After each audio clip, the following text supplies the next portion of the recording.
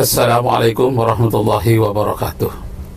Nashkurullah syukran katsira biqiraatil hamdalah ala hidayatihi wa taufiqi alladhi nahnu na'isu biha wa nusalli wa nusallimu ala Muhammadin ala juhdihi wa bazlihi litablighi syara'i'illah hidayatan lana. Bismillahirrahmanirrahim. Bahasan kita pada hari ini adalah tentang generasi muda.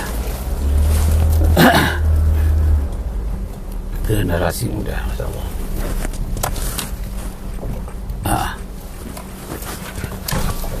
Oh, enggak ada ya? Iya, makasih Pak. Assalamualaikum.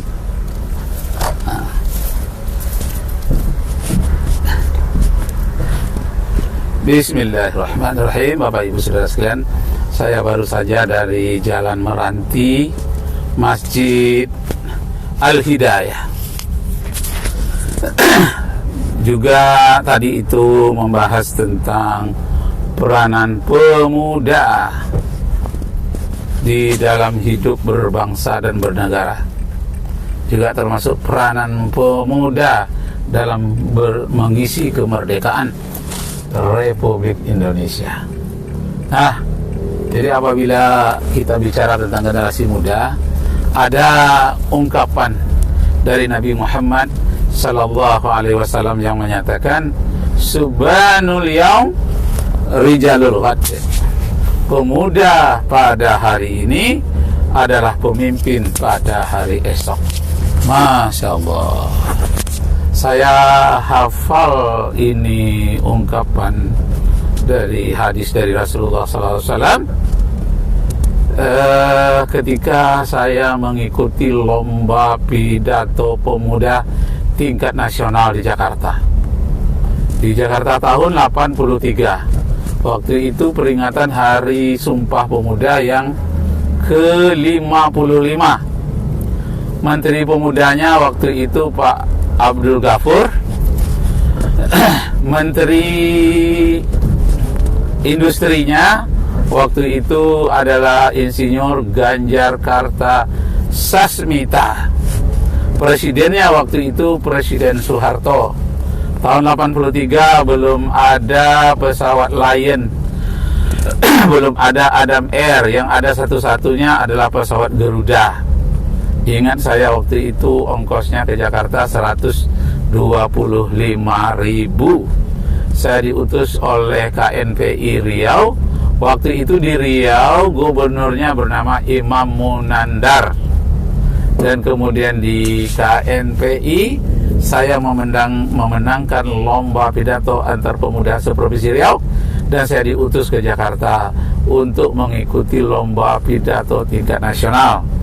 Kawan-kawan saya di tingkat nasional itu masih ingat saya namanya, yang tahun 83 itu dari Medan namanya Safrudin Siba. Dari Jogja Niken Utari Prupawati, dan banyak lagi teman-teman yang dari Bandung. Waktu itu namanya Dadang, kulitnya agak hitam, kurus tinggi orangnya, dan banyak dari tempat-tempat lain. Lebih kurang kami 10 hari dikarantinakan di Jakarta. Pertama dikarantinakan itu dekat Rumah Sakit Islam Penginapan Haji Indonesia, PHI. Di PHI, Penginapan Haji Indonesia, dekat Rumah Sakit Islam. Nah, waktu itu umur saya 24 tahun. Teman-teman juga rata-rata sebegitu umurnya. Dan gelar-gelar yang ada di antara teman yang tua sedikit daripada saya, gelarnya BA. Waktu tahun 83 itu masih banyak orang yang bergelar BA. Dan yang menjadi dosen pun ada gelarnya masih BA, Bachelor atau Baccalaureate, Bachelor of Art, BA atau BA. Nah, berkaitan dengan generasi muda, saya waktu itu mengatakan saudara-saudara sebangsa dan setanah air. Maaf ya Bapak Ibu Saudara-saudara sekalian, waktu itu kami mengadakan lomba pidato di Balai Sidang Senayan Jakarta, dan juga di tempat lain di kantor pemuda dan olahraga. Nah, jadi yang saya sampaikan waktu itu, saya katakan, wahai pemuda-pemuda seluruh Indonesia, siapa yang berani mendaki gunung yang tinggi akan berada di bawah telapak kaki. Wah, bersorak-sorai teman-teman waktu itu. Tapi jumlah kami yang ikut lomba pidato waktu itu 24 orang. Padahal provinsi pada waktu itu sudah 28. Jadi ada 4 provinsi yang terlambat mengutus putusannya dalam bidang pemuda. Kami waktu itu dibawa ke PAL, Penggalangan Kapal Angkatan Laut, dan kami dibawakan ke pabrik radio dan TV nasional milik Muhammad Gobel, dan kami diberikan radio tape 1 buah 1 orang. Itulah kenangan 55 tahun yang lalu berkaitan dengan Sumpah Pemuda. Yang banyak pantun dalam pidatonya Syarifuddin Siba dari Medan waktu itu.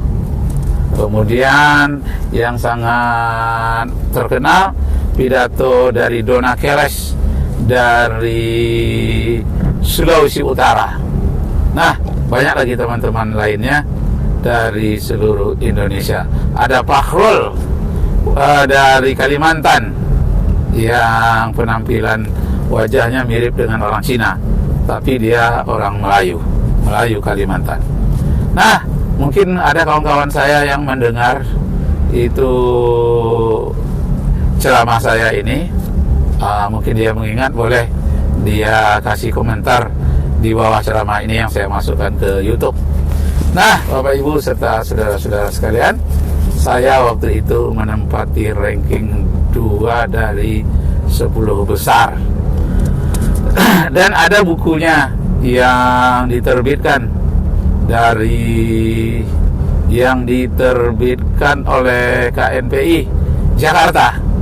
Tapi buku itu tercetaknya lambat. Ketika saya sudah pulang ke Riau, buku itu belum dicetak, tapi menyusul belakangan.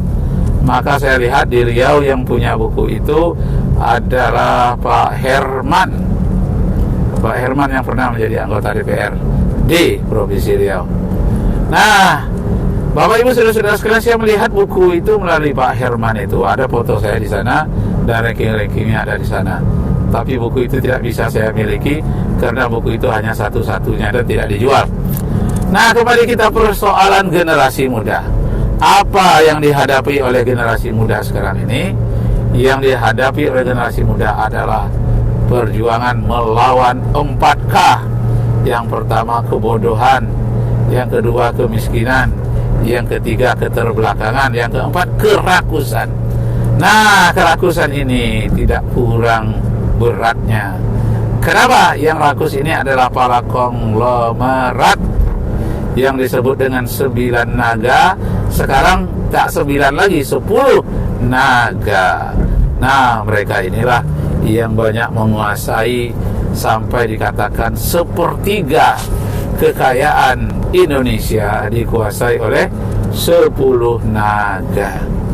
Di samping itu lagi banyak kekayaan Indonesia dikuasai oleh pengusaha-pengusaha asing dalam bidang emas, pertambangan emas di Papua, pertambangan timah di Bangka Belitung yang katanya 900 triliun. Masya Allah, lebih dari 900 triliun. Ya Allah, banyak sekali. Tidak bisa kita sebutkan secara rinci, secara pas, karena begitu banyaknya. Sudah kuadriliun. Nah, yang berkaitan dengan perjuangan pemuda ini tepat seharusnya bekerja sama dengan DPD RI, Dewan Perwakilan Daerah, di Jakarta, utusan daerah masing-masing.